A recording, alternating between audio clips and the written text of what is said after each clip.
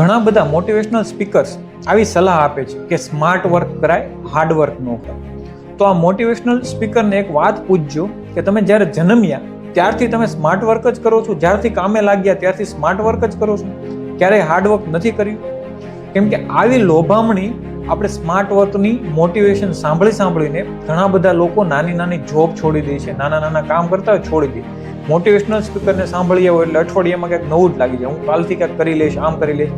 2 મહિના થાય, 5 દિવસ થાય, 10 દિવસ થાય, મહિનો થાય એટલે મોટિવેશન બધું પાણીમાં, નાહીએ એટલે પાણીમાં વયું જાય. ના, તો આવું કરવા કરતાં મોટિવેશનલ સ્પીકરને સાંભળો, નો ડાઉટ, બટ એ લોકો પણ પહેલા સ્માર્ટ વર્કની જગ્યા હાર્ડ વર્ક કરેલું એના એ કામને ફરીને કરતા રહ્યા, ત્યારે એ વસ્તુ સ્માર્ટ વર્કમાં બદલે છે. સીધું સ્માર્ટ વર્ક નથી થતું.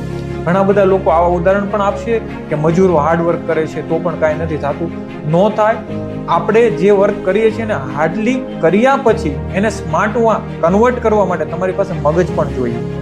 એ નથી કહેતા કે તમારી પાસે મગજ ન હોય તો કાંઈ ન થાય, એમ કે સ્માર્ટ વર્ક કરાય, બટ સ્માર્ટ વર્ક કરવા માટે માઇન્ડ જોઈએ. વિચારજો આના વિશે. નકરું મોટિવેશન જોઈને બદલી ન જતા. ચાલો મળીએ એક નવા વિડીયોમાં. ત્યાં સુધી રામ રામ.